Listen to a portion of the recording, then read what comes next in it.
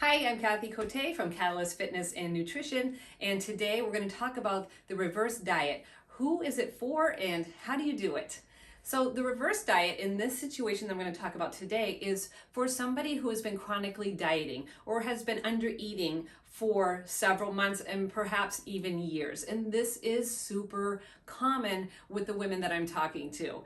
And there are several reasons why we're led to believe that you need to exercise more and eat less to lose weight, and don't realize, like, in your 30s and 40s it kind of worked, right? And we got the feedback like, hey, this does work. In your 40s and 50s it stops working, but we still continue to do it. So what happens, the reason why it stops working, is because your metabolism has adapted to those lower calories. And so now what we need to do is just bring your metabolism back up.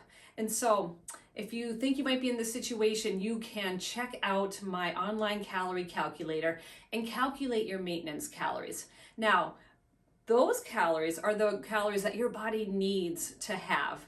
And most women would be like, oh my gosh, if I eat that much, I would gain weight. And so this is very common, but that doesn't negate the fact that that's still the calories that your body needs, is those maintenance calories. And a lot of times, I blame MyFitnessPal for this, women are eating 1,200 calories, maybe even less, trying to lose weight, and they're stuck. So now they're maintaining their weight at lower calories. They've actually driven down their maintenance calories.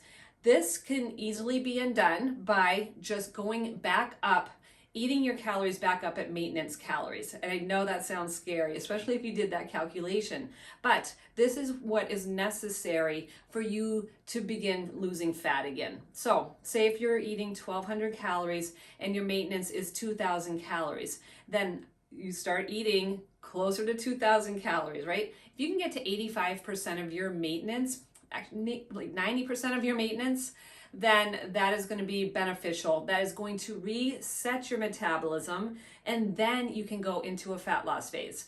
For somebody that has been chronically under eating or dieting for a long time, you need to stay in this caloric maintenance area for 10 to 12 weeks. So this isn't a quick fix, right? So start incorporating the foods that you cut out of your diet, right? I'm sure there are things that you say you just can't have because otherwise you're going to gain weight. Well, calories are calories. It doesn't matter where the food comes from. You know, as long as you're eating 80% whole foods, then you can sneak in like the 20%, not even sneak in, have 20% of foods that you want to have. So you're going to cover your health with, the nutrition of fruit, vegetables, yes, fruit.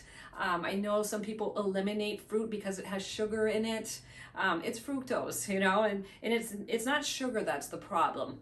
It's the lower calories, and that you have negatively affected your metabolism by eating so low calorie. So we just bring those calories up to maintenance. Now, it might take you a while to get up to those calories, right? At first, you're gonna be like, I'm not hungry. Your brain is going to start to say, hey, this isn't a good idea, especially when you get on the scale and you see that you've gained 2 pounds. Your brain is going to be like, oh, we are stopping this, right? Don't do that. If you need to take out the scale, then take out the scale. Don't weigh yourself. Don't drive yourself crazy with that, because you will gain weight. And the very fact of you having more food in your body, more food in your digestion, you're going to be bringing water into your muscles by filling up the glycogen stores. So that in and of itself can lead to 2 to 3 pounds of weight gain right off the bat, but that isn't fat gain. So to gain 1 pound of fat, you would have to eat 3,500 calories over your maintenance. Now, you've kind of adjusted your maintenance, but that still holds true. 3,500 calories you'd have to eat extra just to gain 1 pound of fat. So the weight that you're gaining isn't fat gain. And the reason why we do this in a controlled manner, this isn't just a carte blanche pass to say, hey, go and eat whatever you want. If you do this in a controlled manner and bring it up, increase your protein for sure. We don't want to just start adding, cupcakes and Twinkies and stuff like that. You definitely want to make sure that your macros are balanced as you're bringing up these calories. Get it closer to that maintenance number, and that is going to mitigate the fat gain. So that is the true reason why we would do a reverse diet. And what that does is that's going to set up your metabolism. So then now you can go into an effective fat loss phase. From here, we would take 300 calories away from your maintenance and then see what happens. Weight loss should come off very easily now. Your body is primed for it. Your body is ready to get rid of the fat. One thing that happens, I should say three things will happen in this reverse diet process. One, you're going to gain weight, right? But what happens is when the body is used to seeing those calories come on, should by 7 to 10 days, whatever that weight gain is, it will stop and then it might level out. And so that's ideal. That's an ideal situation. Number two is you don't gain any weight. Like, hello, wouldn't that be awesome? That happens a lot. This is the most common one. You're eating more calories and you're not gaining weight. Now, I know people are coming to me because they want to lose weight, so they're not exactly happy about this. But for me, this is an ideal situation. Wouldn't you rather maintain, if you're maintaining your weight anyways, wouldn't you rather maintain your weight on 1,800 calories or 2,000 calories rather than on very little food, like 1,200 calories? I hope you said yes, because that is the situation that we want to be in.